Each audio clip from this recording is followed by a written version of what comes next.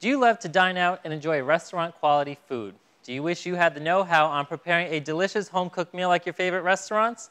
Maybe you're just pressed for time and you're tired of nuking those lean cuisines. Well, whatever the case is, today my guest has the skill on how to prepare a scrumptious home-cooked meal. Quick, easy, and most of all, affordable. He's a Long Island native who got his start right here in this kitchen at Star Career Academy. Since then, he has gone on to become a fan favorite on Fox's hit reality series, Hell's Kitchen. He is celebrity Chef Barret Beyer. How are you today? I'm doing well, thank you. Good to have you here with us. When we brought our appetites, we're ready to cook today.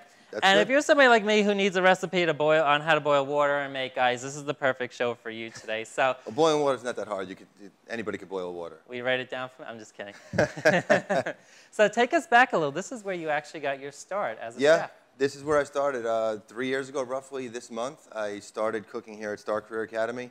My mother had basically got me into the cooking thing because I was doing mortgages and mortgage industry collapsed. I had a family at the time. You know, my daughter was just born. I needed a career, so she said, "Why don't you be a chef?" And I said, "Well, I don't want to be miserable," because I used to work at Chili's, and the chefs there, the cooks there, are miserable, like always miserable, always cursing. I hate this, I hate that. So she said, "Well, work at a steakhouse, work at a place where somebody is the owner and the chef." And I said, "You know what? I want to get on Hell's Kitchen, so let me give it a shot." And then came here to Star Career Academy. They signed me up, and 8 months after I got out of school, I was on the show. Wow.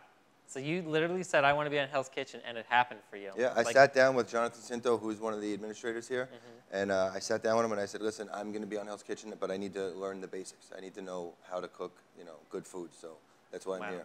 So prior to coming here to Star Career Academy, I mean, did you also have prior experience in cooking? Yes. Like, were you always in the kitchen and just making dinner for your mom and your dad? I've always been in the kitchen experimenting things. I first started cooking when I was in the military. I was in the United States Coast Guard from 1994 to 97. Wow. I was in a firehouse while I was in the Coast Guard for 2 years, and firemen know how to cook. So they're like, you're at a station for 2 days and you don't go home for 2 days. You got to know how to cook. So I learned from them, as well as Jones Beach. I took over the kitchen over there, and that's where I got my passion for food and my love to create things. And I never really pursued it after the Coast Guard until recently, when I wanted to get on Hell's Kitchen. Wow. So what was like the inspiration to want to pursue this career as a chef? You know what? I picked this career because I love food. I love making food. There's so many different. Who doesn't? There's so many different things you can do with food. It's amazing. And I needed something to fall back on with a career, and I figured, whatever career I go into, it's got to be something that's always going to be in demand. Something that's, that machines can't take over. So, a machine can't cook a quality meal for you. Correct. They can only cook, certain things. So I said, you know what? I love cooking. I want to get on the show, and I want to make my name known. So I said, let's just go for it. And now you're doing. You're now celebrity Chef Barret, and you're a fan favorite on Hell's Kitchen. So now take us to the kitchen of Hell's Kitchen now. Like, what was the whole experience like? What was it like to walk in there and like, this is it? It was surreal. I mean, I've watched the show from season 1, and just watching, and seeing the kitchen there, and you never think you're really going to be there. And then the first time I stepped foot in there, I had to look around and just be like, I'm here. This is for real. I'm here. Like, this is, it's like goosebumps just filled my body, and it just like became a very overwhelming experience. I just took it in, man. And I just did the best I could with it. Wow. And I'm sure they were pretty tough on you as well. Anybody that's seen the show, they know it's the real deal. You know what, man? I was the guy that was sitting on my couch for every season saying, how could these guys mess that up? Like, they have one station, they have one thing to cook. Like, how could they mess it up? And then when you get there, anybody who's out there who wants to try out for Hell's Kitchen, I dare you. It is, I mean, there's seasoned chefs on my season, 15 years, 20 years, that were just falling on their face, man. It's a lot harder than you think. I mean, because you're not just on a line, you're in a brigade. So you got to speak to this one, you got to speak to that one, you got to know who to speak to at what time, you got to call out the right times, you got to make sure that this is going to cook as long as the Wellington, and everything has to be at the same time. So it's harder than the military boot camp, I'll tell you that. Absolutely, I'm sure it is. I mean, I can cook. I mean, I make a few jokes. We'll see about that. Yeah. We're gonna find out. We're gonna find out later. He's gonna put me to the test. He's gonna be my Chef Ramsay. We're gonna find out later. But like, so many people think it kind of is easy to cook, but it really isn't. Like, my biggest thing is I love Italian food. I mean, I'm Polish, but I love Italian. And I never know how to cook the al dente style. Like, how long do you know to cook it to get that feel? Well, depending on what kind of pasta it is you're cooking, like a penne pasta, usually it takes about 8 minutes to 10 minutes to cook. Linguine will take about 6 to 7 minutes to cook. So you just, when you put something like a pasta in, you want to just consistently keep checking it. Take one out and just see how, you know, how tough it is. And, and then once you get to that perfect consistency that you're looking for, that's when you want to pull it out. You don't want to just leave it on the side. What you want to do is cool it down really quick and run it under cold water, because if you pull off the pasta and just put it on the side in the hot water, it's going to continue cooking. If you take it out and you strain it without washing it with cold water, it's just going to continue cooking for a couple minutes. So you want to cool it down with cold water real quick.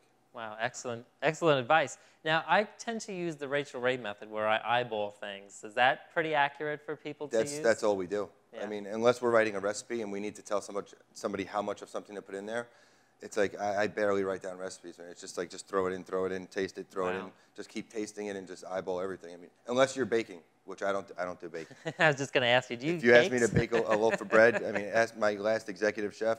He would be like, oh, you got to make bread in the morning. Okay, fine. I gave it a shot. You know, sorry, I'm not a baker. I don't do that. But I mean, I could learn if I tried. It's just, you know what it is? With baking, it's like a long-waited payoff to enjoy something you made. Where cooking as a chef on the line, high heat, fast, quick, you're enjoying your meal right then and there. But baking just takes too long, man. Yeah. I don't like it. 45 minutes later and it's finished. If you're like you know, a tablespoon over of baking soda or flour or this and that, it just doesn't come out right. It just ruins everything. I don't got time for that. I really don't have time for that. Now, the dishes that you make is, for instance, what you're going to make for us today. How quick and easy is it for people to follow? Well, it's pretty easy to follow. I mean, sometimes I put a lot of different components together to make a dish work, because you always have to have, you know, your starch, your protein, and then you have to have something that ties it all together. So, I mean, it's an easy recipe to make. It's delicious. And it's pretty much a little bit of the sweet, it's a little bit of the savory, it's a little bit of heat. It's pretty much everything that you want in one dish, in one bite, and it's going to be a party. Wow, that's it. Amazing. So in addition to being a celebrity chef, being on Hell's Kitchen, you're involved in a lot of charities, and there are some that are very close to your heart. Tell us about them. The one that's closest to my heart would be the Bullying, We're Kicking It Foundation. Now, one of the directors of it is Rocky Marciano Jr., whose father, Rocky Marciano, the famous boxer. Right. We have actor Jose Hernandez from Oz is involved with that. Clem Caserta from Goodfellas and Bronx Tale and all those gangster movies. I mean, the people that you would at least think are involved with bullying are involved with it, because they might have experienced it in some way or somehow. With me, it touches home to me because it made me think, you know, 10 years ago or when I was in high school, it's like maybe I wasn't always as nice as I should have been to certain people. You know, I mean, just with my look, I look like a badass, but I mean, I have a heart of gold. You know what I mean? I would take my shirt off my back and give it to somebody. And when they reached out to me, I saw what they were doing. They built their first, you know, their first place that they're actually running programs out of now in New Jersey. And Gina, who's the one who contacted me about it, I did an event called Barbecuing Against Bullying. And I wanted to raise awareness and raise funds to help them out. So ever since I did that one event, you know, she's just been calling me saying, hey, listen, we're doing another one. Can you do appearance here, appearance there? So now I just officially became a spokesperson for them. It's called bullyingwe'rekickinit.org. And like I said, I mean, just great people are coming together. A lot of celebrities are coming together to be a part of it. And I want to pay back because I should have maybe not said some things to certain people. I mean, I don't know who, but I just know I wasn't the nicest of people back then, you know. So that's one of the ones I'm involved with, like, heavily right now. And we're supposed to be doing a special department, and it's going to be in culinary because, you know, when kids are little and they're cooking, you know, maybe people might, oh, you're a cook, you're a girl, you know, because people think that cooking is mainly for women. Right. Well, there's some nasty women in the kitchen. I ain't gonna lie, that will run circles around me. But you know, I'm going to be heading up the program where we show kids, you know, you can express yourself through food, maybe, you know, because food on a plate is art. Absolutely. So, you know, you need a creative mind. You need to be artistic, and you know, this is for anybody to do. Absolutely. Well, and let somebody make fun of me while I'm cooking. Watch that. He is a badass. No, heart of gold, as you said. Super sweet guy. Well, we are looking forward to what you have coming up. Tell us what you're going to be making for us in the next I'll be doing a wasabi and pepperdew infused cauliflower puree, roasted corn salsa, and then a pan-seared sea scallop on top with a pepperdew gastrique. Doesn't sound complicated at all, but he will simplify it for you. It's funny because it does sound complicated, but it's really simple, man. It's, you know, it's a couple ingredients, you know, a little bit of flavor, and just rock it. Yeah. Well, excellent. Well, that's what we'll be doing coming up next. So, hope you have your appetite. Sit tight. When we come back, we are going to be in the kitchen right here at Star Career Academy, cooking up something good. We'll be right back.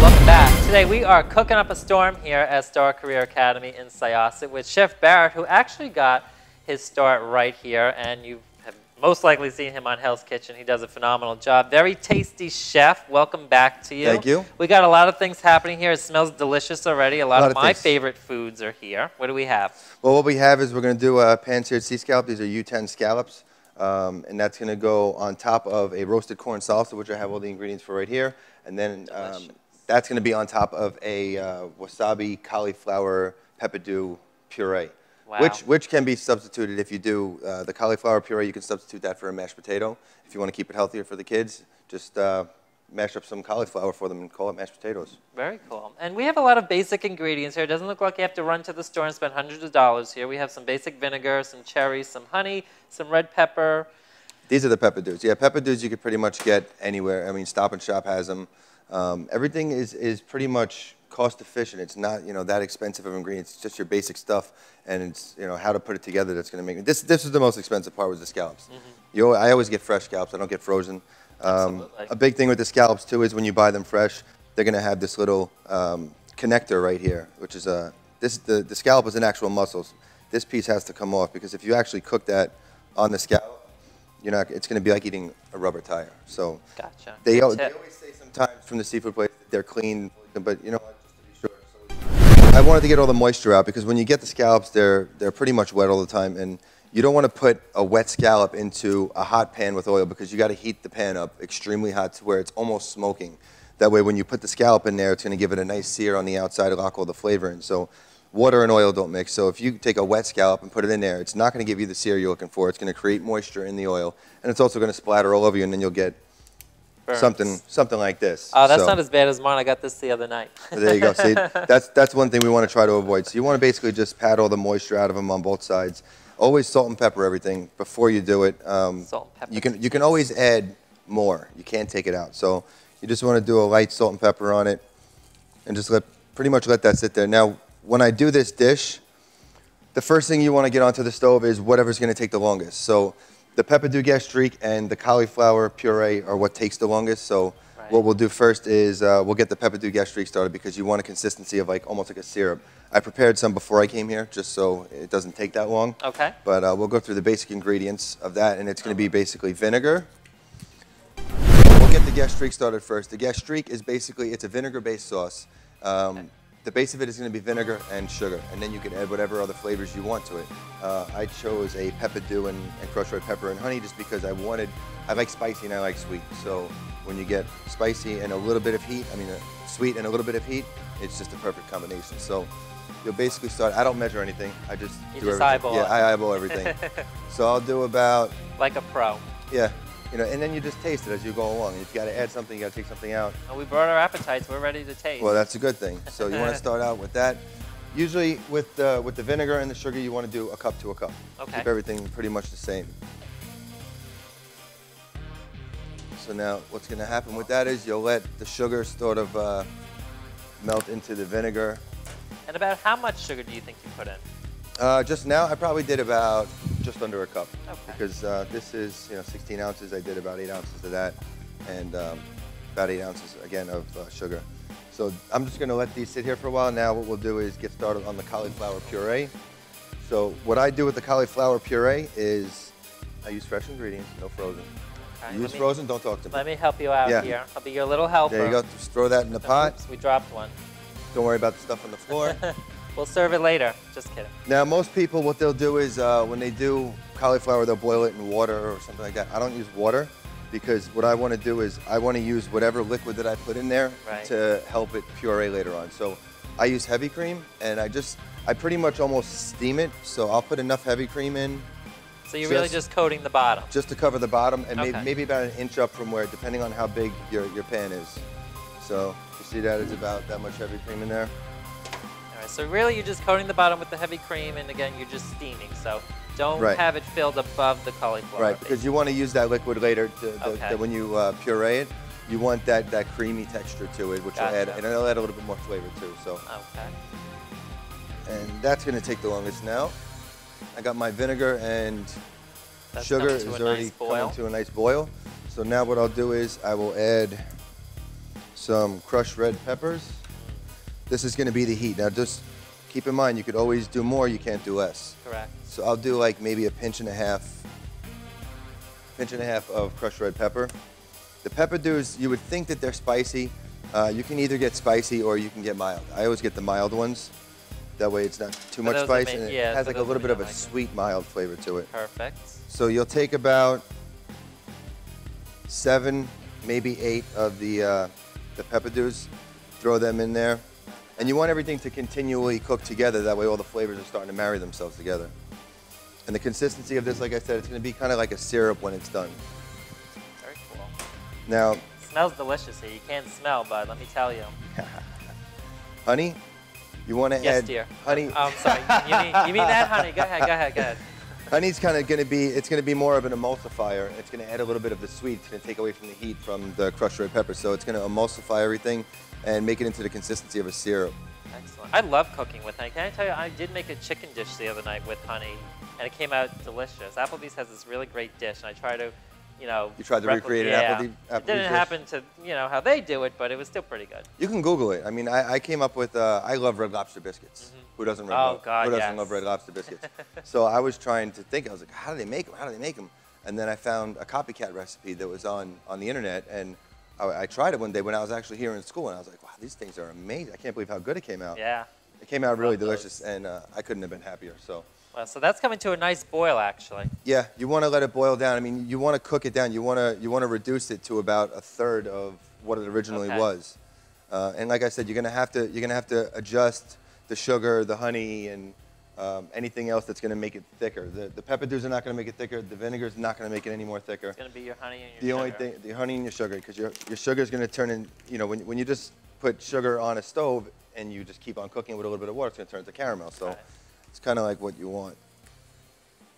So I'm just going to add a little bit more sugar to that, about another 1/2 of a cup.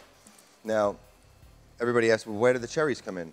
I don't have grenadine, and what I usually do is I just take a little splash of grenadine, but since I can't find it at the store usually, this is the same thing as grenadine, the juice from this. Good improvisation. I just add this just for the color, just to make it into the red syrup. So this is going to be our final result. So that's what we're going to end up with. This is our final result right here.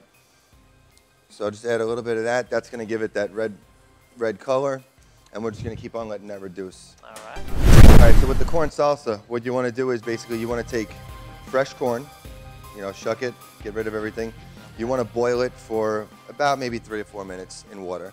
And once you take it out, let it cool off a little bit. Now, when you cut it, the easiest way for me to do it, or for anybody, is put a mixing bowl inside a mixing bowl. Okay. That way the knife's not touching anything. Now, if I can ask you quick about corn, because I make corn all the time. We love corn. I probably cook it in the boiling water probably for like 6 or 7 minutes. I mean, is there a specific reason? No, I mean, you want the kernels fully cooked when you eat it. The way I do it, I want to cook it all the way through because the juice that's in the cob is really what I want at the end also. It's kind of like a milky corn flavor. So that helps give a lot of flavor to the salsa once it's done. So I'll cook it for about 7 or 8 minutes, take it out, let it cool off, and then when you clean it, you basically you don't want to go all the way down to that part. You want to keep this part because when it's all said and done, you kind of want to get all that juice. That's going to be a lot of your flavor right there. Take a little bit of olive oil, something like that. Olive oil. Everybody does. A little salt and pepper. Mix it up. Have your oven heated up to about 400 degrees already. Okay. All right, you're going to put this onto a sheet pan. Which we have right behind us. I'll use this one right here. That's going to go on a sheet pan, lay it flat so it's even and every piece is pretty much touching that. Throw it in the oven at 450 degrees, maybe like 5 minutes tops, just until the outsides of where you put it on there start to like brown up. The flour is pretty much steamed to the point where I want it to, so I'm going to take that off the heat. So don't try that at home. Use a spoon at home. Yeah, use a spoon. Use a spoon. Use tongs or something like that. And it's always very hot, so always use a cloth to grab it. Once your cauliflower is done, you want to pull that off. Now, whenever I do a cauliflower puree or any kind of puree, I use a slotted spoon because you don't want to use all the juice that's in there, all the heavy cream. So you just transfer. Into our food processor. Yes, transfer. If you don't have a food processor, You can always use a hand immersion blender too. Okay. They have them for like $10 at Target. Yeah, I was just going to ask, what else could we use if we don't have it? Yeah, hand immersion blender should be fine. I mean, you could use, if you wanted to make it into, instead of doing mashed potatoes and you wanted to do the cauliflower instead of the mash to be more healthier for the kids, you can just use a masher and mash it up that way. That way it stays a little bit chunky. Okay. But you want to make sure that the cauliflower is also cooked all the way through. Gotcha. All right, so now what I'm going to do is I'm just going to add, because you could always add more, you can never take it out. So I'm going to add half of the cream that I have in there. Okay. Right now, yes, I know it's tape. I don't care. I'm not going to go out and buy a new one because it still works for me. If it's not broke, don't fix it. Exactly. If it ain't broken, don't fix it. Now, with the wasabi, I use wasabi sauce that's already made. You get it at Stop & Shop or anywhere. I use this because wasabi powder, it's a little bit more potent and it has a little bit more of that flavor that I'm not looking for. I love it with sushi. Exactly. So I use the paste, and I'll just do about maybe a tablespoon. Okay. Because you want to taste it after, make sure it's not too much, too little. Gotcha. Again, you can always take you could always add more. You could never take it out. Good now, tip. I leave this part open, and then I'll get it started like that. And you could do it any consistency you want. You could do it literally for 10 seconds like I did just now. Like I said, you always want to taste everything before you serve it to your guests, because if it doesn't taste how you want it to when you serve it, you're going to be in trouble. Our corn should be ready. Our corn's going to be coming out. All right.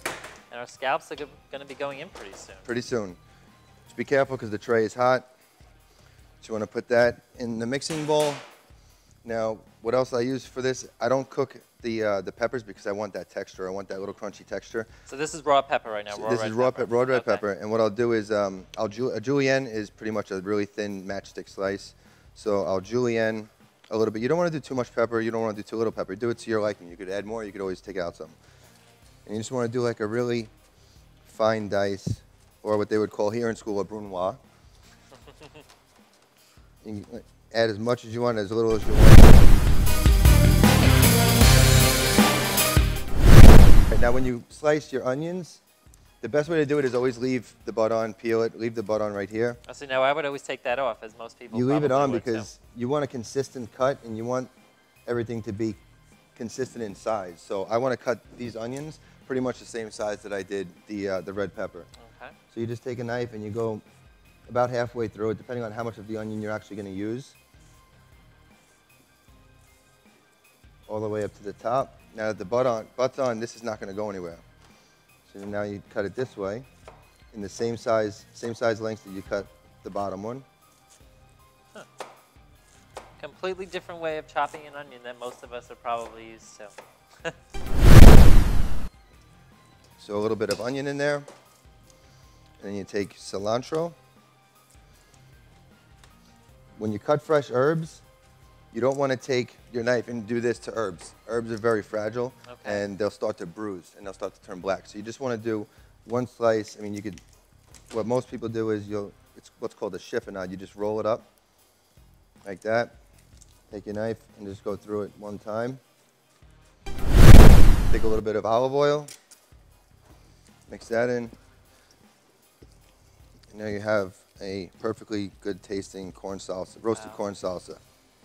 And now that since the corn just came out as well and it's really hot, I wouldn't recommend doing this with your hand, but my hands are like steel, so use a spoon.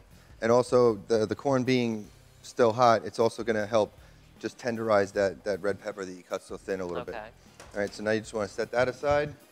All right, so here we are, almost time for the scallops to go on. Go for it. All right. So I should just take this whole thing? No, you leave that there. Okay. All right. First thing you want to do is get the heat on. Okay. All right? Get your pan hot. That's you don't want to do too much oil, just a little bit of oil. Okay. I'm going to put them right into the pan. Before you do it, now check, once you put it into the pan, I'll get one to show you real quick. Okay, do a little demo for me. Okay, make sure there's no muscle on it. You want to hear that. Okay. Okay, so when you hear that, see it's now starting to smoke, I'm going to turn the heat down a little bit, or off. That's what you want to hear. Gotcha. That's going to give you your hard sear on it real quick. These smell delicious so far. They're not even cooked yet. Now these are also U10 scallops, so they're very big. Very big scallops. It smells delicious in here. I'm so excited. Now the thinner ones, they're going to cook a little bit quicker. So you can use a pair of tongs, you can use a spoon to just flip them over. Now you're just gonna let them finish all the way. Now, and how do you know when they're finished? Like, are they always gonna have that white color in the center? Now, well, it started turning. If you see this one, it's white here, and then it's still opaque here. Okay. So now, to finish it off, so that they don't burn, you might want to take a little bit of butter, and then throw a little butter in the pan. It's gonna help it from not burning any on either side. This is a relatively easy dish to make. I mean, a lot of the ingredients that you use is stuff that people already have in their cabinet. You're just really buying the scallops. Yes, the scallops is the most expensive thing, and it all depends on what kind of scallop you get. I mean, these are U10s, so they're the big ones. You can get.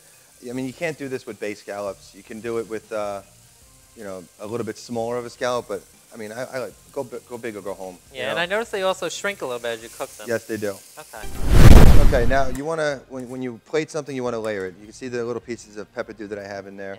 Yeah. The cauliflower, I mean, the wasabi's not overpowering, but it's there. It's just a little hint of it. So the way I would plate this is you put the cauliflower on the bottom. Now you can do as much as you want, or as little as you want. It doesn't really matter. What's going to shine here is pretty much the scallop. Your roasted corn salsa. You put that right in the middle, right there. Get a little bit more of a texture. Really a work of art, really. All right. The way you jazz it all up. Now we have our sauce coming. And then with the Gastrique, you don't want to do too much because it's got the sweet, it's got the spicy. So you want to do it right around the side. So this is our finished product. That's your finished product. So. And we did this within a half-hour show. Yeah, it's really simple. I mean, the hardest part about doing any kind of dish, especially something like this, is the prep work that you have to put into it. It takes, you know, you got to do a lot of prep. Thank you.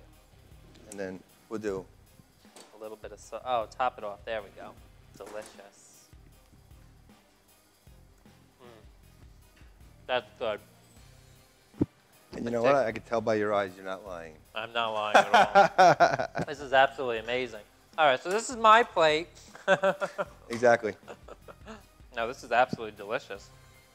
And again, prep work, not that big of a deal at all. Not It didn't at all. really take a long time. Your most expensive thing here is your scallops. It's your scallop, yeah. I mean, it depends. And like I said, you know, I got 3 pounds of scallops today. It cost me $40. Wow.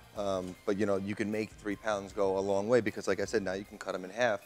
And just do, you know, half-size portions. This is absolutely delicious. Well, I think we are coming to a close here, so it is time to finish this up. But before we go, Chef Barret, thank you so much for doing this with us today. Thank you for having me. This is such a great show. I had a lot of fun. I hope you all did too, and you learned a little something. You could also visit Chef Barret on the web. What is your website? My website is Chef Barret, B-A-R-R-E-T, Beyer, B-E-Y-E-R.com. And I'm on Twitter at BarrettHK11, at Chef Barret. I have 2 different accounts. And I'm on Facebook, Chef Barret, at Facebook.com/Chef Barret or BarrettHK, one of them. You know what, just Google me. Just put my name in Google and you'll see a bunch of stuff. Everything comes up. So everything comes up. Absolutely amazing. You're an amazing cook, an amazing celebrity chef, and I thank you so much again. Special thank you to the Star Career Academy for allowing us their kitchen today. Yes, thank you. And as always, I thank you at home for watching. See you next time. I'm going to go eat. Bye-bye.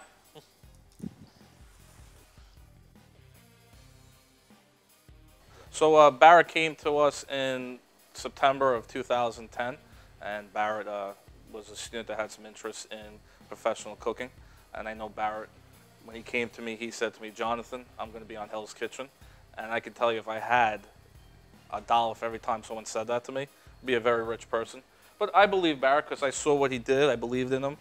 And he came here. He was one of the top students here at the school. And it's amazing to see progression of what students do. When he came back to me and called us up and he told me he was going to be on Hell's Kitchen, I was absolutely ecstatic. It was great to see and watch him on the show every single week. And I was actually kind of mad that he didn't win. But, you know, that's television for you. He still won. He did. He still won, which was awesome. And it was great to see. And now I'm going to have some of his amazing scallops. I cannot wait.